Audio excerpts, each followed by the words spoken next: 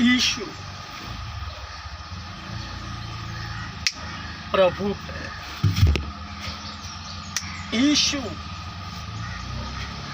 परमेश्वर का पुत्र है।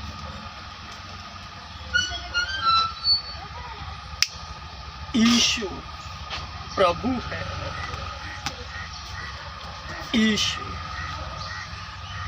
परमेश्वर का पुत्र है। हे जाति जाति के लोगों, यहोवा राजा हुआ है। यहोवा राजा हुआ है।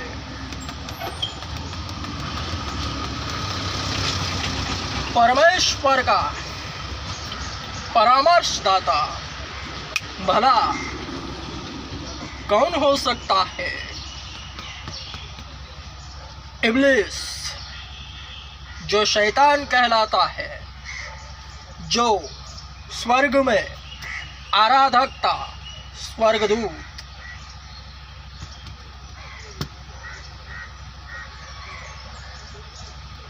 उसके मन में परमेश्वर के समान बनने की इच्छा उत्पन्न हुई।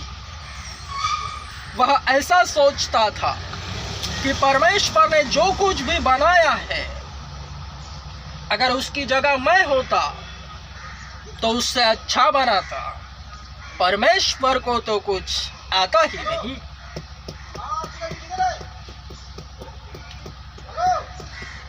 इसी सोच के कारण वह नीचे फेंका गया है। पवित्र शास्त्र इसे स्वयं को ऊंचा उठाना कहते हैं। पवित्र शास्त्र इसे स्वयं को ऊंचा उठाना कहता है। और शैतान आज तक गया ऐसी ही सोच रखता है।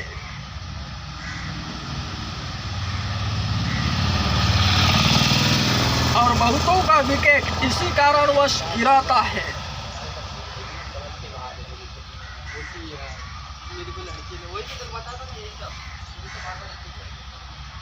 प्रभु यीशु इस जगत में मनुष्य रूप धारण कर रहे मनुष्यों के बीच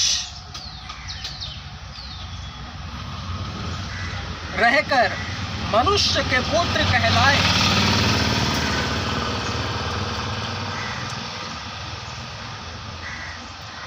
जो कि उनका शरीर रूप में होना निश्चित करता है। प्रभु यीशु को मनुष्य का पुत्र कहलाना ही उनके शरीर रूप में होने का प्रमाण है।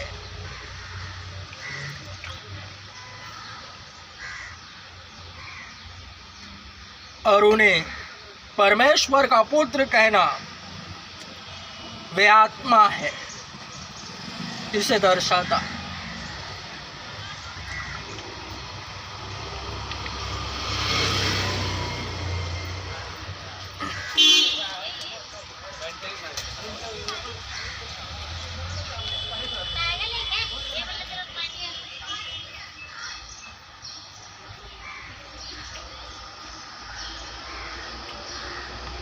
सब कुछ पुत्र के हाथ में होता है, कर दिया गया है।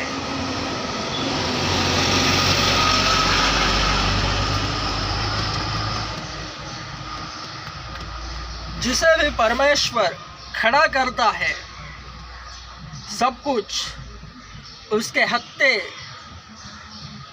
में होता है।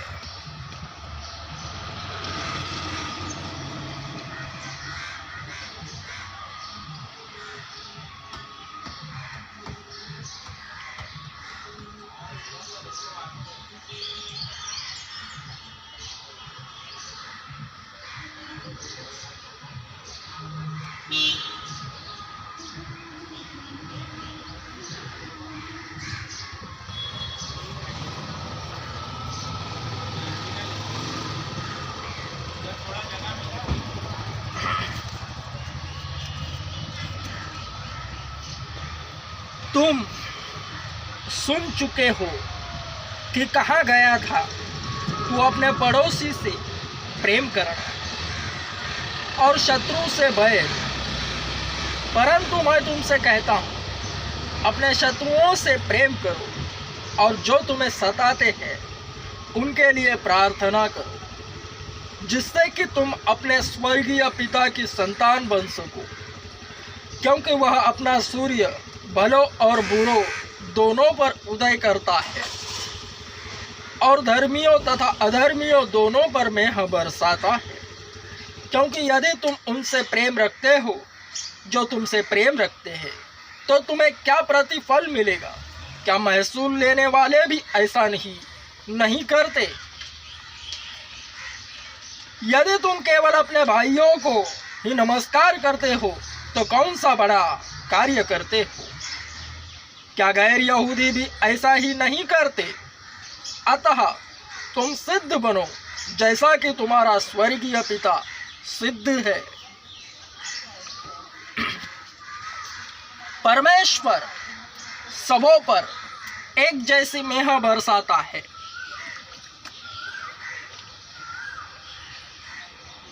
क्या बुरे क्या भले, सबों पर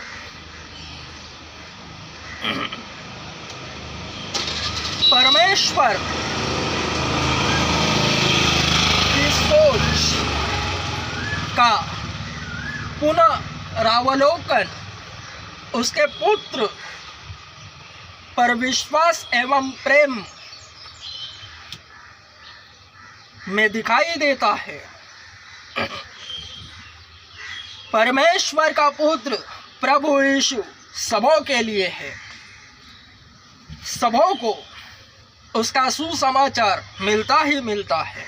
सभी जन उसके सुसमाचार को सुनते हैं, यानी सभी पर उसकी मेह बरसती है।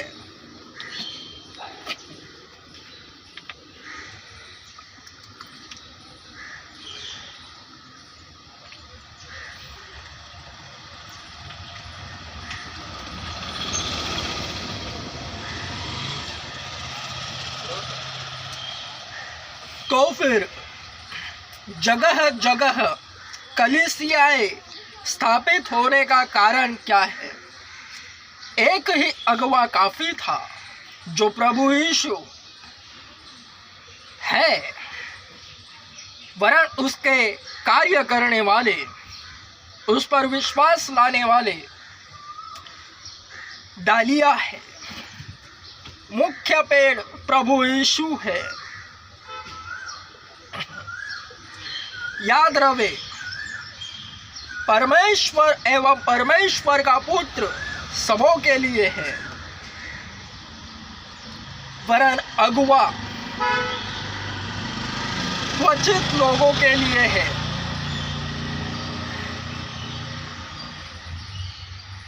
संसार की संस्कारी लैंग्वेज में समझाता, जगत में जगह जगह एरिया है, क्षेत्र है, बिल्डिंग है, सभी जगह। क्या सभी लोग एक ही बिल्डिंग में रहते हैं? नहीं। हर बिल्डिंग में जिसे रहना चाहिए वही रहता है। अनदेखी वस्तुओं का प्रमाण अभी कल से अगर किसी जगह एक नई बिल्डिंग बनेगी तो उसमें रहने वाले अनदेखे लोग होंगे जो नियुक्त होते हैं।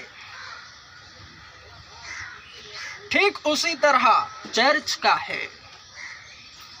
हर कोई एक ही चर्च में नहीं जाता, मानते सभी यीशु को ही है, वरन चर्च में अलग अलग होते हैं। सरगना तो यीशु ही है।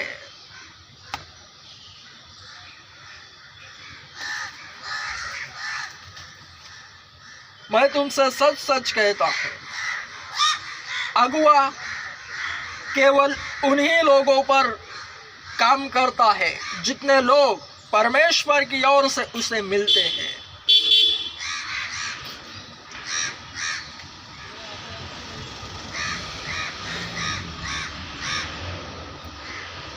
और अगुआ परमेश्वर के पुत्र की चाल चलता है, उसे जो सिखाता है वह अगला शैतान बन जाता है, क्योंकि उसे सब कुछ पता होता है।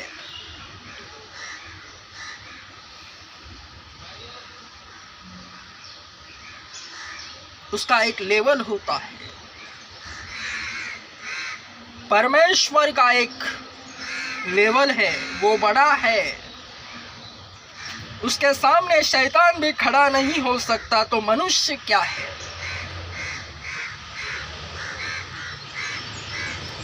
ठीक उसी तरह अगुआ भी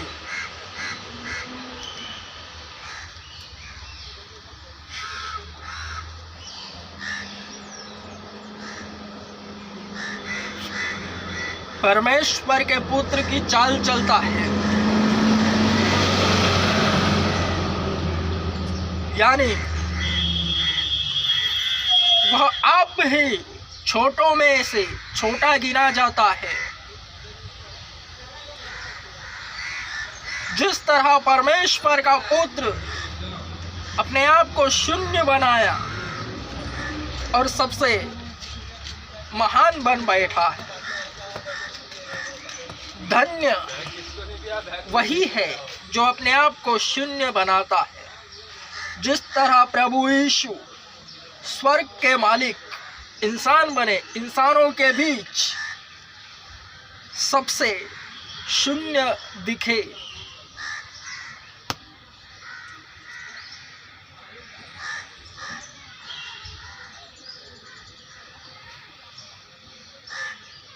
अगवा भी वैसा ही होता है। गेहूं का दाना मर चुका है,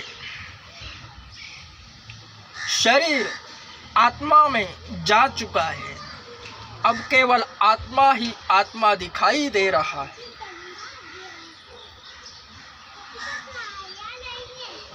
जिसे अन्य शरीर देख नहीं पाते, वह भक्त गेहूं का दाना है, अंदर धंस चुका है, मर चुका है, अब वह फल लाने वाला है बहुत सारा। परमेश्वर का राज्य उसी के भीतर से दिखाई दे रहा है।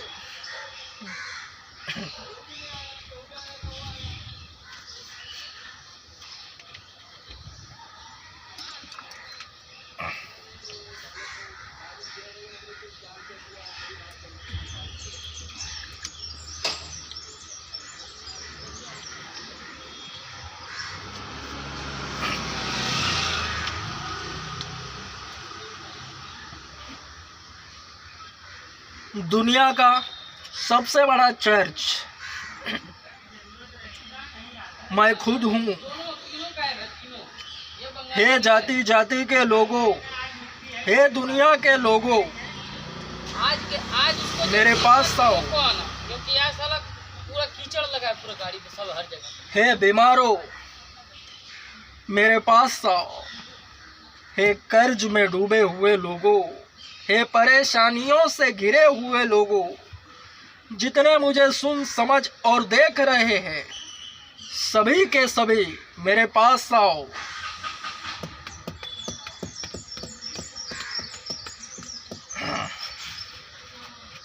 मैं तुमसे सच सच कहता हूं,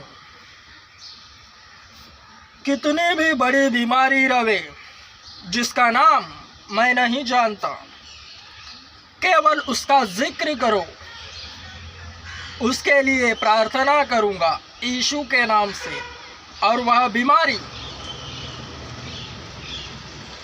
चली जाएगी। केवल उसकी गवाही देना है, ताकि वह फिर ना आए। मेरे यारों, जिस तरह परमेश्वर के पुत्र के हाथ में सब कुछ कर रखा है, ठीक उसी तरह परमेश्वर ने मकबूल के हाथ में सब कुछ कर रखा है।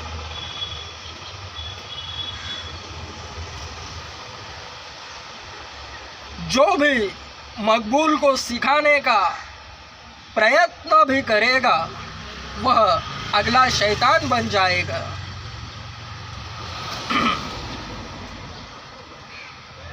मेरे यारों, मेरे पास आओ, मैं भला ही चाहता हूँ, केवल भला। वरन सब कुछ, दुनिया का सबसे बड़ा चर्च मैं खुद हूँ, उसमें अपने स्थान ग्रहण करो। मकबूल की जगह लेने की सोचने वाला इस युग का शैतान है। जिस तरह शैतान परमेश्वर की जगह लेना चाहता है, ठीक उसी तरह उसी सोच को रखते हुए वह शरीरों को इस्तेमाल करेगा। मकबूल को कुछ नहीं आता, ऐसा कान में बोलेगा, हे लोगों सावधान, अगले शैतान तुम बन जाओगे। सब कुछ तुम्हारा है, मकबूल की चर्च में सब कुछ तुम्हारा है। मकबूल की जगह को छोड़कर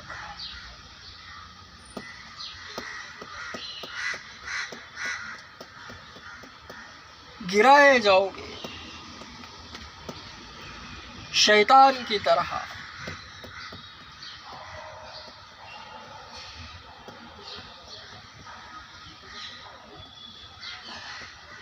बचे रहो। मैं स्वयं चाहता हूं कि तुम मुझसे भी बड़े बड़े काम करो।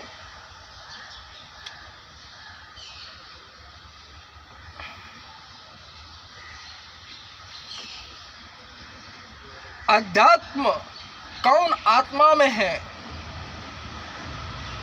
वह आत्माओं की परख यह वरदान प्रकट करता है। ऐ लोगों, मेरे पास आओ, मैं केवल भला ही चाहता हूँ।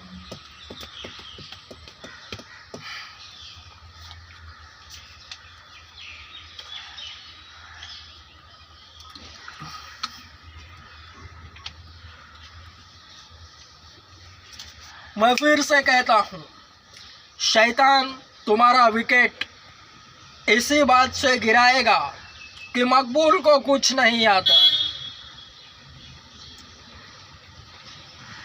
याद रहे,